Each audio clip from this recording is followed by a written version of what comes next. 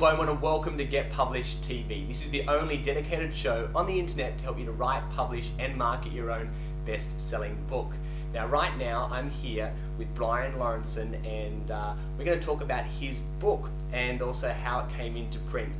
And he's actually a travel writer, which is really exciting for me because we get constant emails coming through to Get Published TV about all sorts of different books that people want to write. We get a lot of people want to write non-fiction books, a lot of people want to write fiction books, memoirs, life stories, and we get a number of requests for people that want to learn about how to write travel books. So we've got someone who's written a travel book and has several more in the works, so we're going to talk about how you can become a travel writer. So Brian, thanks very much for joining us. Yeah, pleasure. Now tell us about your love and your passion for travel. Tell us about some of the places that you've been and why you love it so much. Well, we've been to something in excess of 70 countries over the last 40 years, and probably the love of travel started really after I left school. And I seem to be sort of always going somewhere, and we still seem to be always going somewhere. Yeah. Because nowadays it's becoming more expensive, but I guess our tastes have also grown as our travel plans have grown. Wow. Now, people may be wondering, the skeptics out there, how do you travel to so many countries? Are you a multi-millionaire? Did you get a big inheritance from your parents, or have you just done it all through hard work? Well, it's all through hard work. But if you know of anybody who's got a travel scholarship, I'll be the first to put my name down for it. But travel nowadays does cost money, but thanks to the internet, there are marvelous ways opening up for everybody to save heaps of money. It doesn't have to you don't have to pay the amount of money today that you used to have to pay 5 or 10 years ago. But it just takes a bit of time and a bit of know-how to know how to do it and where to go and look. So you're someone that's been passionate about travel. You've been to 70-odd countries. What then gave you the inspiration to start writing books about your travels? Well, I've been retired for 9 years, and about 2 years ago, one of our friends sort of said, "Hey, look, all those emails you've been sending us back from your travels, do you know I've put them all into a book?" And she brought this book out, and it was like over an inch thick, and I thought, well, wow, this is pretty impressive. And then she said, well, why don't you write a book? So I thought, well, that's great, and that's something that everybody can learn to do. If I can learn to do other things, I can learn to do that. Well, that idea now has grown to a series of books, which eventually there will be 7 books in the series. The following Marco Polo, Silk Road, is the first of those books, so that's the first one that's just been published earlier this year. Okay, so I want to get into some of the details now. You're writing these emails. How frequently were you writing them, and who are you writing them to, and what was the nature of those emails? Because that's the kind of the catalyst that then led to the book. Well, I mean, if you're going to write to your friends, about your travels, you want to just tell them a little bit about how it was and what sort of experiences you've had, maybe people you've met, and sometimes we've had a few scary experiences, so you want to talk about those as well. And I guess the idea of having email communication with all your friends is quite useful. It's also nice whilst you're travelling to get emails from home from them, where they can tell you, hey, this is what's been happening at home. So it's been a two-way sort of thing. So it's more on a personal level. I guess we have a list that we'd send maybe to 20, 25 people, and really that's just been, these are the stories of our own travels. Now we've supplemented a lot of that material into our writing through our actual travel journal. So every journey we've done, we've been fortunate that we've kept a travel journal. Right. That's really important. And how have you done that? Have you done that on your computer, or have you actually handwritten it all out? No, because we came from the days of paper things. One of the things that we do is we actually take almost every one of our trips have a notebook, and we put itinerary and all the details. We cut out little snippets from newspapers, from travel guides, and all that. We put them into that book in the sequence of our journey, and then we leave blank pages, and as we go, we just write our notes into those blank pages. And when we come back, we've more or less got a complete book that tells us, hey, this is what we did, these are all the things that were on show, got lots of photographs, so we've cut out a magazine, or we even photocopied guidebooks. We never take guidebooks with us. We always photocopy the pertinent pages out of guidebooks. Because some of those can be 500 pages and yeah, weigh exactly. half a kilo. And often in many countries, if you'd find you'd only really need perhaps 20 pages in any case. They're the key things that you're going to see. So this is like an A4 size journal, or is it smaller? No, it's I use a sort of secretary's notebook, which seems to be about the best format, but the one that will just flip over, and that seems to work quite well. It's easy to put in your backpack, and you just get it out and you make some notes on that. Now, whether or not we move in, as we're moving to new technology now, whether we move to more recording type of things and all that, well, that's really more in the future. Yeah, great. And with those, are you just saying you put in pictures if you've got them, or I imagine ticket stubs, or those type of things? Yeah, all those little things that help you sort of remember the travel experience. And as you say, maybe ticket stubs and all that's good. I mean, that's sort of great, or whatever. Even business cards of people that you met along the route, and that you don't always contact them, but sometimes we do. Yeah, great. And then you had some advice shortly after you got inspired to write this book, and someone kind of said to you about what would work from a book point of view, as opposed to just putting a daily sequence of events in. So tell us about what that experience was. What did you learn? Well, my initial idea was to sort of have a compendium of various travel stories that would sort of make an interesting mix. But the advice that I was given was to look at travel journey. So it has to have a beginning, it has to have an end, and it has to have a number of stops along the way. And I've sort of kind of taken somebody like Michael Palin as an example, and sort of he has a number of books in that sort of formula. And so that's what the new series of travel books will be. That they all have a beginning. This one starts in Istanbul, or in Venice and then Istanbul, and then goes through all the way through to Tibet and Kathmandu and eventually to Beijing. I think you've mentioned a couple of good points in there. One of those was to have a role model or a book that you can sort of look up to.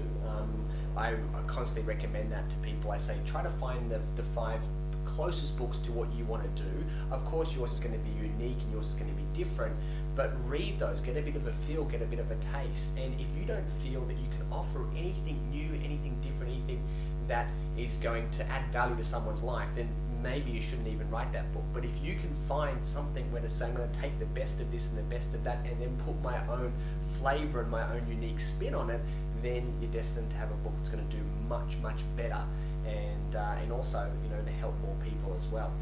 So talk to us a little bit more about how you then started to write the book, and had you had much experience in what we would call story writing before? How did you start that process? Yeah, look, I've come from a corporate background in sales and marketing for quite a number of years, so writing sort of reports and things was pretty easy to do. But writing an actual story where you're bringing in a whole lot of different emotions, you're trying to write about the things that you've actually felt and the things you've seen, and you need to bring other people into your story so they go along the journey with you. That's a whole new ball game, and really took me quite a while to get my head around that. And I attended quite a few courses, Sydney University and other places, that has helped me to do that. And I now feel reasonably comfortable in actually being able to position myself as an observer and to write about the places that we've been and the people that we've met along the way. That's great. So you did some more courses, which was another good tip. Now, with regards to travel books, I know there's lots of different types of travel books. A lot of people are familiar with the Lonely Planet sort of guide, which is their formula is have a destination, talk about where to eat, where to sleep, a few things and activities to do, but it's essentially a guide for people that are going to a destination about what to do and how to eat and sleep. But then there's your sort of style here, which is again sort of more of a story base. Why would someone buy a book like this as opposed to just a Lonely Planet style guide? What makes these so special? The Lonely Planet type of book is really excellent, and if you're going to travel seriously, everybody should read those books and say, I photocopy lots of the pages of them, cut those up and put them into our travel journal. So I would definitely recommend the use of those books. There are many excellent travel guides around the world. This is a book more about our own personal experiences of travel, and we've had a number of unique things happen to us along the way, things that you won't find in the travel guide. We've done things like clearing snow from an airport in the Himalayas so that we can get out, we can fly out back to Kathmandu. We've sort of had some pretty scary experiences of meeting the Taliban in Pakistan. We've been to places that very, very few people on earth have been to. One of our recent things when we were in China 2 years ago, we went to a place called Shipton's Arch, which is one of the world's most tallest natural arch. Now there's probably no more than 500 or maybe 1,000 people ever been there. It's very remote, very difficult to get to, quite challenging, but absolutely spectacular when you do get there. So these are the sort of things that we've written about that you just won't find in the guidebooks, and they're our personal experiences. And also we like to write about a little bit of the historic context of our travels, because understanding what has gone on and what has made the people what they are, that's an important part of the situation of getting the most out of your travel experience.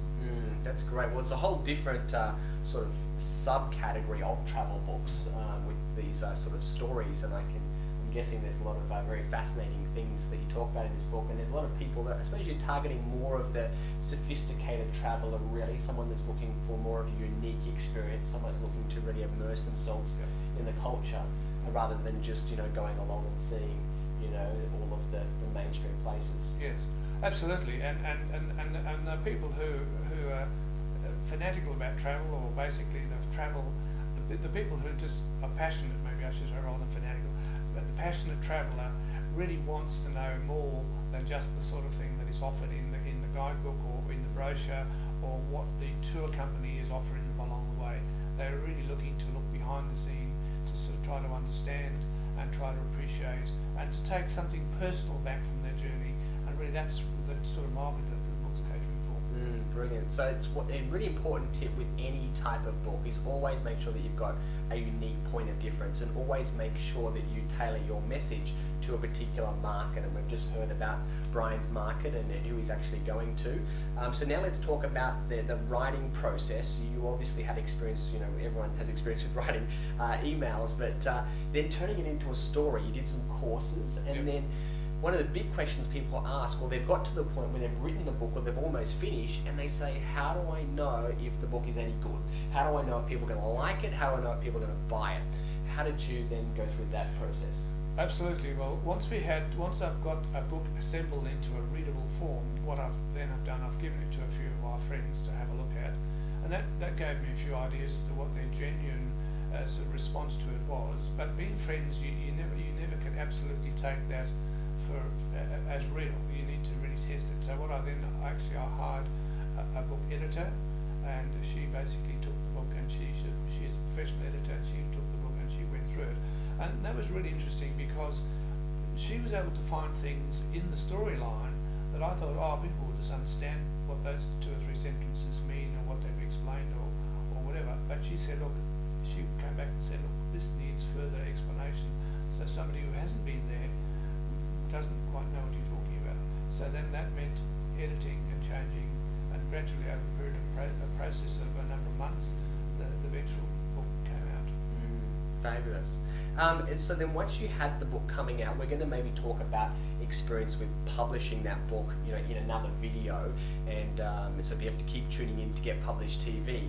But then after you went through that editing process, how did you then, go about your publishing model? Because there's so many different ways to get the book into print. Some people go straight to a big publisher, other people do different options. So what was your path? Well, I also attended quite a few courses about how to get your book published, and I still actually do, because I'm still interested in that.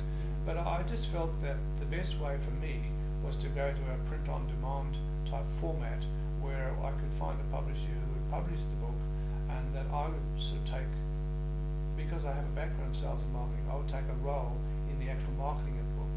And that sort of worked out to be reasonably well. Okay, that's for myself, and it's not for everybody, but it's an individual choice. But there are quite a broad range of options available. It's just a question of finding the one that suits your circumstance. Exactly. And what was your reason as to why you didn't go with a mainstream publisher, which is the obvious choice for most people? Speed to market may have been one, but were there others? And would you consider ever going back to a mainstream publisher in the future? Absolutely. I mean, if a mainstream publisher wants to come and talk to me about publishing a book, I'm happy to talk to them, but I'm not going to spend my time going to them, because I think it's much better and it works the other way around. Yeah. I have friends who've had both types of experiences with mainstream publishers, and I'm really not against them or for them. As far as I'm concerned, I've come across what I think is a formula that's worked for me, and that's what really I've stuck to. I particularly believe that my major market is in America and in Canada. There's 300 million people live there. There are also good markets in Australia and New Zealand, and also in the UK, so and the rest of the English-speaking world. I'm also quite interested, once I've got the book more established, to look at foreign language editions of the book. I think obviously the Spanish language would have some attraction. The Silk Road is a fairly universal topic, and it has a strong following almost all around the world. And therefore, as far as I'm concerned, my first step was to move into what I saw as the major market, which is the American and Canadian market, and that has been reasonably successful at this point. Great. Now, just a couple of other things before we finish up.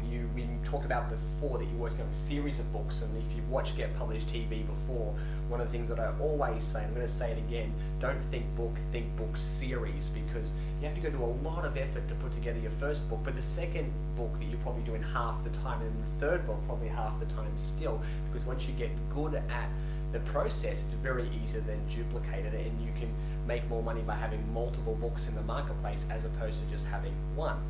So you're working on several books. Tell us about just quickly what some of those titles are, and what is your vision for the future? Well, I have those pretty well laid out now. The next book is about travelling in America, which is particularly North America and Canada, and there are some absolutely fascinating travel destinations in those two countries. We've had some quite unique experiences of our travel. We've been to places like Resolute Bay, which very few people have been to, at 700 miles from the North Pole. And one of the things you do there is you talk to people who are planning to go to the North Pole in some particular way or other. When we were there was people who'd driven a motorbike to the North Pole, and just as an example. So often going to remote and strange places leads you to meet some quite interesting people. Yeah. So that's the book about America. As I say, there's lots of travel. From then, the next series will move on to South America, which we spent 2 months there last year, though we have been there twice before. That book is also quite fascinating. Easter Island and that type of thing is one of those unique places in the world. And anybody who's stood underneath the Iguazu Falls and with all the water just coming down on you, and you're absolutely in one of nature's fantastic amphitheatres. I mean, those sort of experiences will stay with people forever. So we've talked about that, and some of the people we've met again are often strange places. You meet some interesting people.